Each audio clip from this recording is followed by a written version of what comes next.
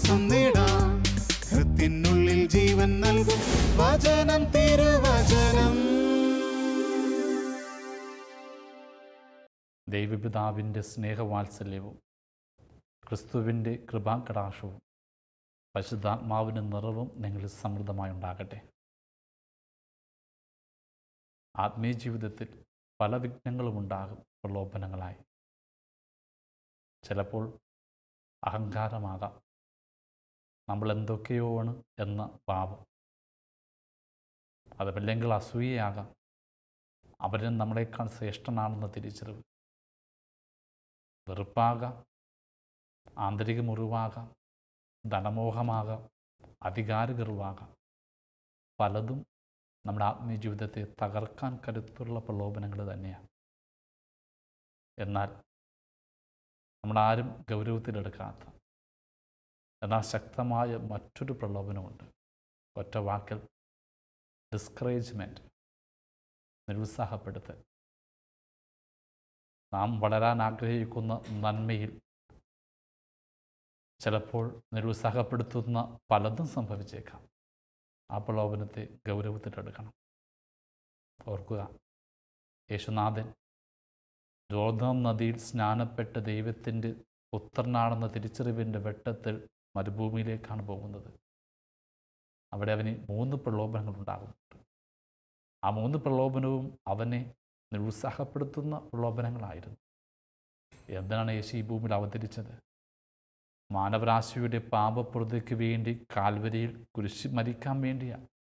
എന്നാൽ ആ സഹനത്തിൻ്റെ വഴിയിൽ നിന്നും തടയുന്ന പ്രലോഭനങ്ങളല്ലേ ആ 3. കല്ലിനപ്പമാക്കാൻ പറഞ്ഞു, അങ്ങനെ വിശപ്പ് മാറ്റാൻ പറഞ്ഞു. മനുഷ്യർക്ക് അപ്പം കൊടുത്തുകൊണ്ട് അവിടെ വിശപ്പ് മാറ്റി രക്ഷയുടെ മാർഗം തിരഞ്ഞെടുക്കാനുള്ള എളുപ്പമാർഗമാണ് പിശാച് കാണിച്ചു കൊടുത്തത്. പിന്നെ ദേവാലയഗോപുരത്തിൽ നിന്ന് ചാടി അത്ഭുതം ചെയ്യാൻ, അത്ഭുതങ്ങളുടെ ജനത്തെ രക്ഷിക്കാൻ, പിന്നെ തന്നെ ആരാധിക്കാൻ യേശു ആ നിരുത്സാഹപ്പെടുത്തുന്ന പ്രലോഭനങ്ങൾ അതിജീവിച്ചിട്ടാണ് പരിശുദ്ധ ജീവിതത്തിലേക്ക് പ്രവേശിച്ചത്. പലപ്പോഴും അവൻ്റെ ശിഷ്യ സമൂഹത്തോട് അവൻ കടന്നു പോകേണ്ട പീഡാസഹനത്തെക്കുറിച്ച് മുൻകൂട്ടി പറയുന്നുണ്ട്. അപ്പോഴൊക്കെ പത്രോസ് എന്നൊരു ശിഷ്യൻ യേശുവിനോട് പറഞ്ഞു, നിനക്കത് സംഭവിക്കാതിരിക്കട്ടെ. ഡിസ്കറേജ്മെൻറ്റ് വീണ്ടും നിരുത്സാഹപ്പെടുത്തുന്ന വാക്ക് സ്വന്തം ശിഷ്യനിൽ നിന്ന് കേട്ടപ്പോൾ യേശു എന്താ പറഞ്ഞത്?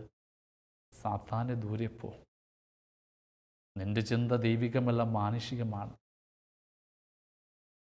അതെ, നിരുത്സാഹപ്പെടുത്തുന്ന ഏതൊരുവിൻ്റെ ഉള്ളിൽ ഒളിച്ചിരിക്കുന്നത് സാത്താനാണെന്നാണ് യേശു പറഞ്ഞത്. പലപ്പോഴും നമ്മളിങ്ങനെ ആയിട്ടില്ലേ? ഞായറാഴ്ചയിൽ പോകുന്ന നമ്മുടെ മക്കളോട് നാം പറയും പള്ളിയിൽ പോകേണ്ട, ട്യൂഷന് പോകാൻ.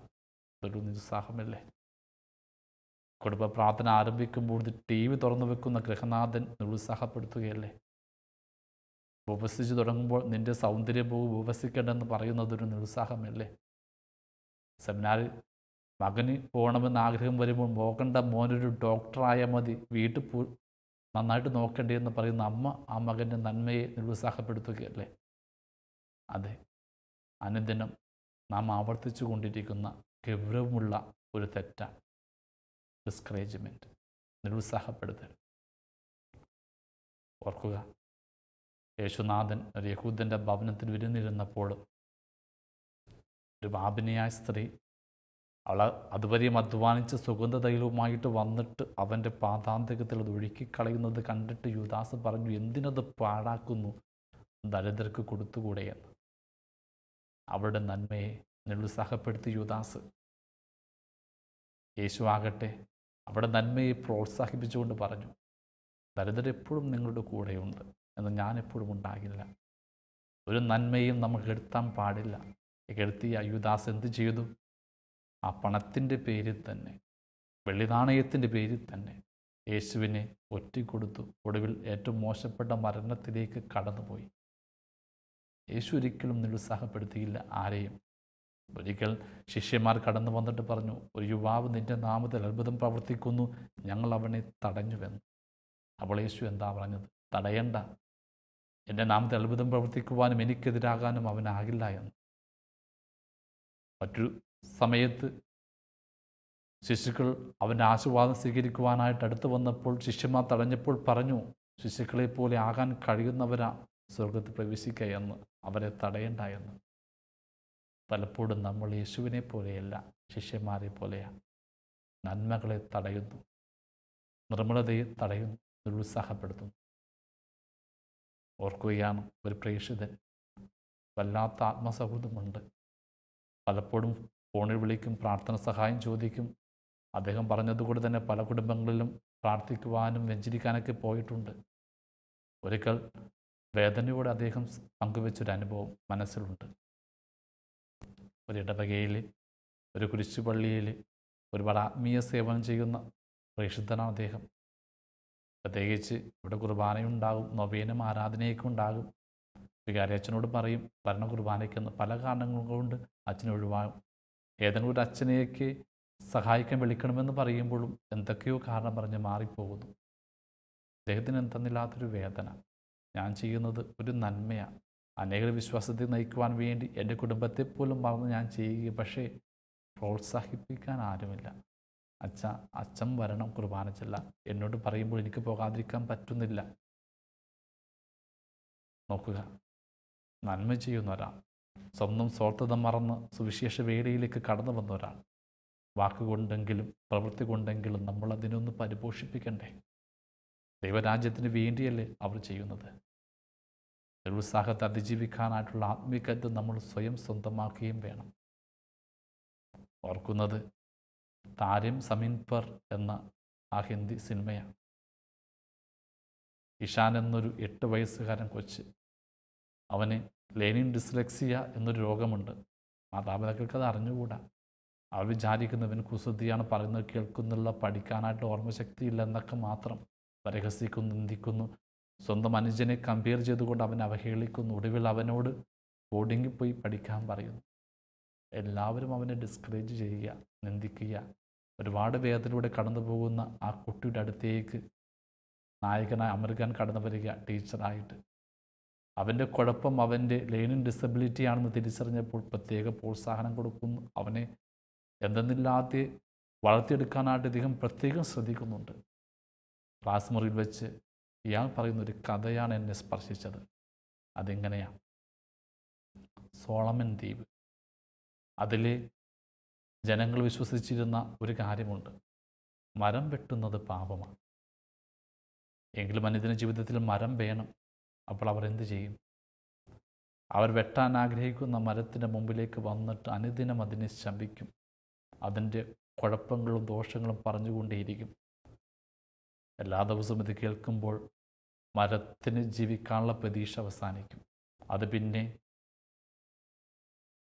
യാതൊരുവിധ പ്രതീക്ഷയുമില്ലാതെ വേരുകൾ ജലം വലിക്കുന്നത് നിർത്തും. സൂര്യോർജം വലിക്കുവാനായിട്ട് ഇലകളും തടസ്സം നിൽക്കും. അങ്ങനെ ഊർജമില്ലാതെ, ജലമില്ലാതെ പെട്ടെന്ന് അത് വാടി താഴെ വീഴും. അപ്പോൾ മനുഷ്യർ അതിനെ വെട്ടി അവരുടെ അനുദിന ആവശ്യങ്ങൾക്ക് ഉപയോഗിക്കും. ഇതൊരു കഥയാകാം, പക്ഷെ സത്യമല്ലേ? നമ്മുടെ ആത്മീയ ജീവിതത്തിൻ്റെ വളർച്ചയ്ക്ക് മറ്റുള്ളവരുടെ പ്രോത്സാഹനം നിറഞ്ഞ വാക്കുകൾ എപ്പോഴും വേണം. എപ്പോഴും കുറ്റം പറഞ്ഞാൽ, എപ്പോഴും മോശം മാത്രം പറഞ്ഞാൽ ആത്മീയ ജീവിതം കെട്ടുപോകും. നമ്മുടെ ജീവിതത്തിലെ കരുത്ത് ചോർന്നു പോകും. നമ്മുടെ ജീവിതവും വീണു പോകും. അതിനാൽ സൂക്ഷിക്കുക. വാക്കുകൊണ്ടോ പ്രവൃത്തി കൊണ്ടോ നാം ആരെയെങ്കിലും നിരുത്സാഹപ്പെടുത്തിയിട്ടുണ്ടെങ്കിൽ അതിനോട് ഖേദിക്കുക. ഓർക്കുകയാണ് പഴയ നിയമത്തിൽ ഹഗായി എന്ന പ്രവാചകൻ്റെ അനുഭവം. ഇസ്രായേൽ ജനത്തെ ബാബിലോണിയ ആക്രമിച്ച് പലരെയും അടിമയായി കൊണ്ടുപോയി 50 വർഷങ്ങൾക്ക് ശേഷം ചിലരെ ഇസ്രായേൽ രാജ്യത്തിലേക്ക് തിരികെ വിടുന്നുണ്ട്. അവർ വന്നതിന് ശേഷം സോളമൻ്റെ ആ ദേവാലയം പുനർനിർമ്മിക്കാൻ ആരംഭിച്ചു. വല്ലാത്ത ആവേശത്തോടു കൂടിയാണ് പുനർനിർമ്മിക്കാൻ ആരംഭിച്ചത്. എന്നാൽ സമരയായി നിന്നുണ്ടായ എതിർപ്പ് മൂലം ആ പ്രയത്നം അവസാനിപ്പിച്ചവർ പിന്മാറി. പിന്നെ 16 വർഷം കഴിഞ്ഞിട്ടാണ് ദൈവം ഹാഗായി എന്ന പ്രവാചകനെ ഉത്ബോധിപ്പിക്കുന്നത് തൻ്റെ ദേവാലയം പുനർനിർമ്മിക്കാൻ. അവനും കൂട്ടാളിയും ദേവാലയം നിർമ്മിക്കാൻ ആരംഭിച്ചു. ഓർക്കണം, ദേവാലയം തകർക്കപ്പെട്ടിട്ട് അപ്പോഴേക്കും 66 വർഷം കഴിഞ്ഞു. പുതിയ ദേവാലയം പണിയാൻ ആരംഭിച്ചപ്പോൾ പഴയ ദേവാലയം കണ്ടവർ അതിൻ്റെ മഹിമ പറഞ്ഞ് ഈ കൊച്ചു ദേവാലയത്തെ നിന്ദിക്കാൻ ആരംഭിച്ചു. അതിന് പ്രയത്നത്തെ നിരുത്സാഹപ്പെടുത്താൻ ആരംഭിച്ചു. അതോടെ ആ പ്രവർത്തനവും നിലച്ചുപോയി. പലപ്പോഴും നമ്മുടെ കുടുംബങ്ങൾ സംഭവിക്കുന്നതല്ലേ ഇത്? പഴയ പ്രതാപം പറഞ്ഞ്, മഹിമ പറഞ്ഞ് ഇന്നുള്ള നന്മയെ നാം അവഗണിച്ച് കാണിക്കരുത്. ചെറുതായിരിക്കാം എങ്കിലും അതിനെ പ്രോത്സാഹിപ്പിച്ച് വളർത്തേണ്ടത് നമ്മുടെ ഒരു കടമയല്ലേ? നമ്മുടെ മക്കൾ നന്നായിട്ട് പഠിക്കാൻ അവരെന്നും പ്രചോദിപ്പിക്കണം. നമ്മുടെ ജീവിത പങ്കാളി നന്മയുടെ വഴി നടത്താൻ എന്നും അദ്ദേഹത്തിന് നന്മ വാഴ്ത്തണം. നിരുത്സാഹപ്പെടുത്തിക്കൊണ്ടിരുന്നാൽ തീർച്ചയായും ഉള്ള ആത്മജീവിതം പോലും കെട്ടുപോകും. ഓർക്കുകയാണ്, എൻ്റെ ബാച്ചിലൊരു വൈദികൻ, അദ്ദേഹം നന്നായിട്ട് മുടി നീട്ടി വളർത്തുന്നു. പലരും പരിഹസിക്കാറുണ്ട്, ഇത് മോഡേൺ സ്റ്റൈലാണ്, എന്തിനാണ് ഇങ്ങനെ നീട്ടി വളർത്തുന്നത്? പല ജീവിത സന്ദർഭങ്ങളിലും കണ്ടുമുട്ടുമ്പോഴും ഞാനും ഇകഴ്ത്തി സംസാരിച്ചിട്ടുണ്ട്. ഞാൻ അങ്ങനെ ഡിസ്കറേജ് ചെയ്തപ്പോൾ എന്നതില്ലാത്ത വേദനയോട് അദ്ദേഹം പറഞ്ഞു, അച്ഛനിൽ നിന്ന് ഞാനിത് പ്രതീക്ഷിച്ചില്ല. അപ്പോൾ ചോദിച്ചു ഞാൻ, എന്തുകൊണ്ടാണ് അങ്ങനെ മുടി നീട്ടി വളർത്തുന്നത്? പലരും അധിക്ഷേപിക്കാൻ കാരണമാകുന്നില്ല ഇത്? അപ്പോഴാണ് ഇതിൻ്റെ കാരണം അദ്ദേഹം എന്നോട് പങ്കുവെച്ചത്. അദ്ദേഹത്തിൻ്റെ കുടുംബത്തിൽ ഒരു ബന്ധുവിന് ക്യാൻസർ വന്നു. കീമോ ചെയ്തപ്പോൾ മുടി മുഴുവനും നഷ്ടപ്പെട്ടു. അത് കണ്ടപ്പോൾ ഉള്ളിൽ എന്തെന്നില്ലാത്തൊരാഗ്രഹം, ഒരു ക്യാൻസർ രോഗിക്ക് മുടി ഡൊണേറ്റ് ചെയ്യണം. സ്ത്രീകൾക്ക് മാത്രമല്ല, ഒരു പുരുഷൻ എന്ന നിലയിൽ, ഒരു പുരോഹിത എന്ന നിലയിൽ ഞാനത് ചെയ്യുമെന്നുള്ളിലൊരു പ്രതിജ്ഞയെടുത്തു. അങ്ങനെ ഞാൻ മുടി നീട്ടി വളർത്താൻ ആരംഭിച്ചതാണ്. പലരും എന്നെ നിരുത്സാഹപ്പെടുത്തുകയും അധിക്ഷേപിക്കുകയൊക്കെ ചെയ്യുമ്പോൾ മുടി വെട്ടിക്കളയണമെന്ന് എനിക്ക് തോന്നാറുണ്ട്. പക്ഷെ ഞാനെടുത്ത പ്രതിജ്ഞ എനിക്ക് ബലപ്പെട്ടതാണ്. ആരെത്ര നിന്ദിച്ചാലും അവഹേളിച്ചാലും മുടി വളരാൻ ഞാൻ കാത്തിരിക്കും. ഒരു ക്യാൻസർ രോഗിക്കെങ്കിലും ഞാൻ അത് കൊടുക്കും. അത് കേട്ടപ്പോൾ എനിക്ക് എന്തെന്നില്ലാത്തൊരു കുറ്റബോധം വന്നു. ഒന്നും തിരിച്ചറിയാതെ വാക്കുകൊണ്ട് പ്രവൃത്തി കൊണ്ട് പലവട്ടം നിന്ദിച്ചിട്ടുണ്ട് നമ്മൾ പലരെയും, അവിടെ പിന്നിലെ നന്മ തിരിച്ചറിയാതെ. ഓർക്കുക, നന്മ ഉണരുമ്പോൾ ചുറ്റും പരിഹാസങ്ങളൊക്കെ വരും.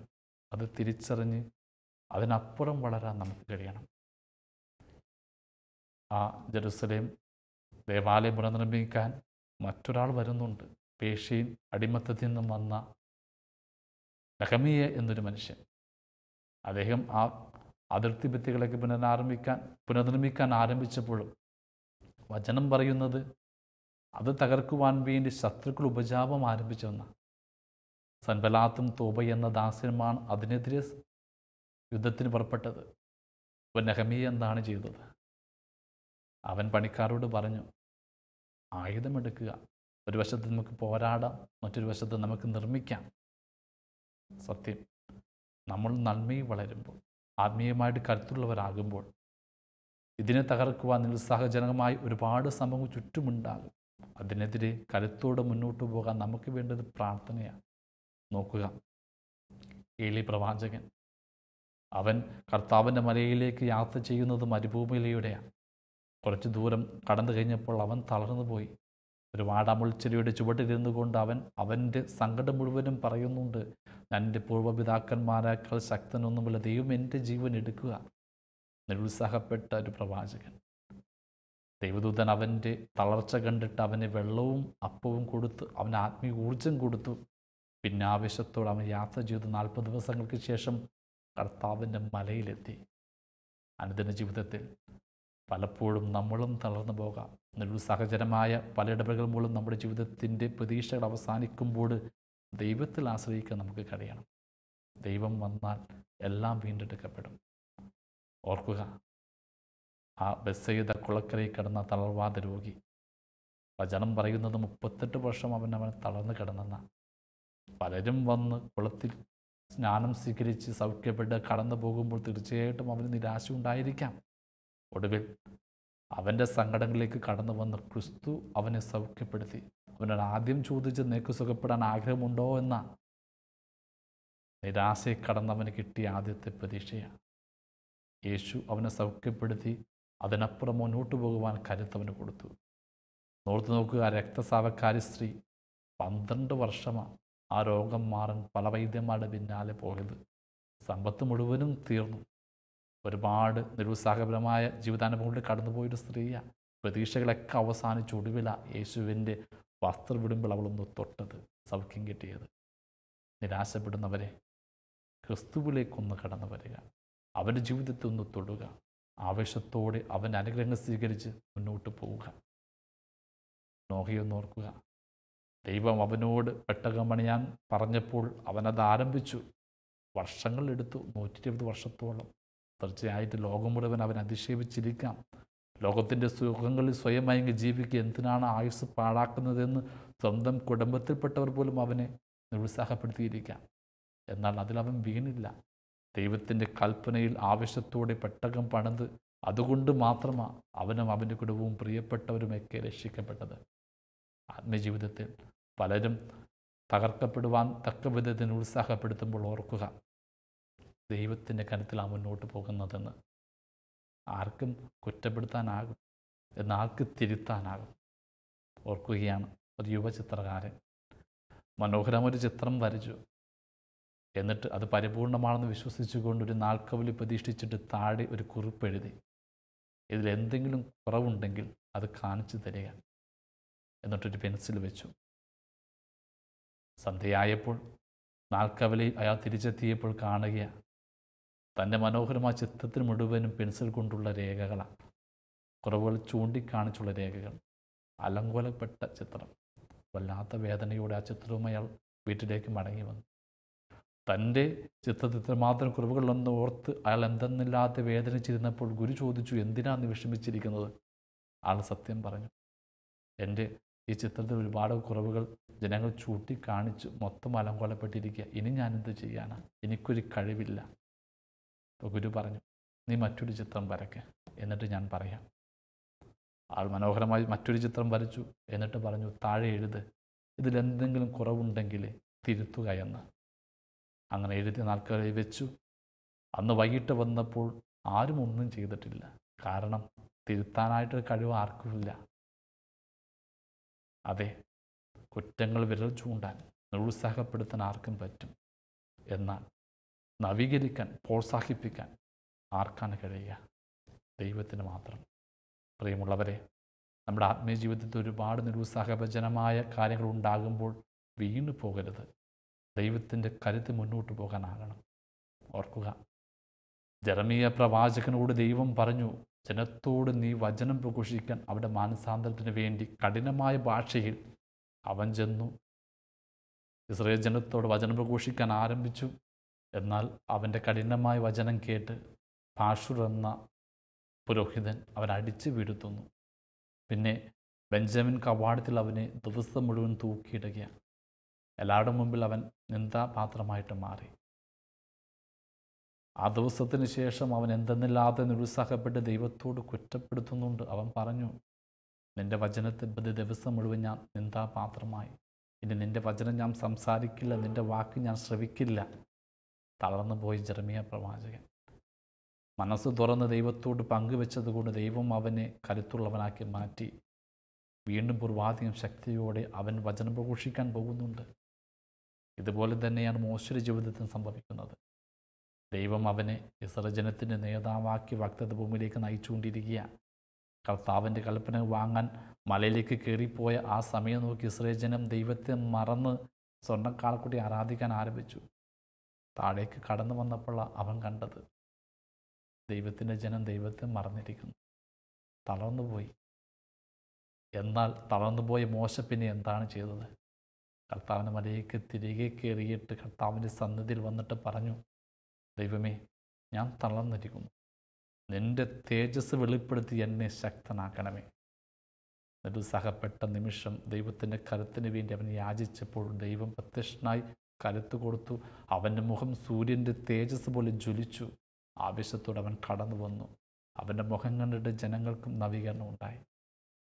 പലപ്പോഴും ജീവിതത്തിൽ തകർച്ചകൾ ഉണ്ടാകുമ്പോൾ, നിരുത്സാഹജനമായ അനുഭവങ്ങൾ ഉണ്ടാകുമ്പോൾ ദൈവത്തിൻ്റെ സന്നിധിയിലേക്ക് കടന്നു വന്ന് പ്രാർത്ഥനയുടെ കരുത്ത് സ്വന്തമാക്കേണ്ടതുണ്ട്.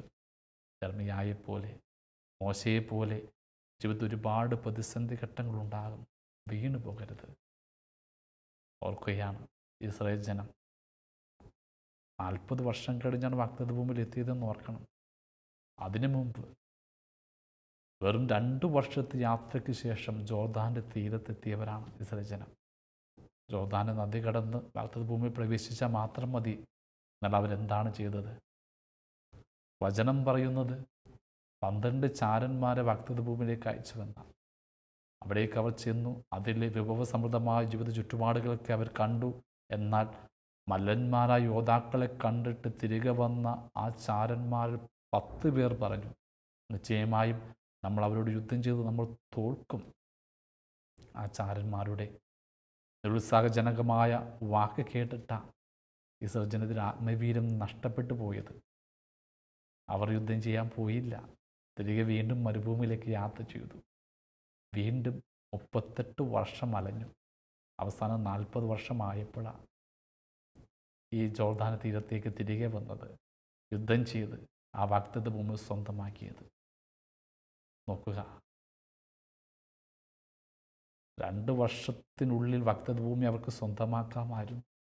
എന്നാൽ 10 ചാരന്മാരുടെ ആ നിരുത്സാഹജനമായ വാക്ക് കേട്ട് വീണ്ടും 38 വർഷം അലയാൻ വേണ്ടി അവർ സ്വയം വിധിച്ചു. നമ്മുടെ ജീവിതത്തിലും ഇതുപോലെ ചിലർ നിരുത്സാഹപ്പെടുത്തിയേക്കാം. നമ്മുടെ ആത്മീയ നന്മയെ അവർ കെത്തിയേക്കാം. അതിനപ്പുറം അതിജീവിച്ച് മുന്നോട്ട് പോകാനാകണം. ഓർക്കുക, യേശു പോലും നിരാശപ്പെടുന്നുണ്ട്.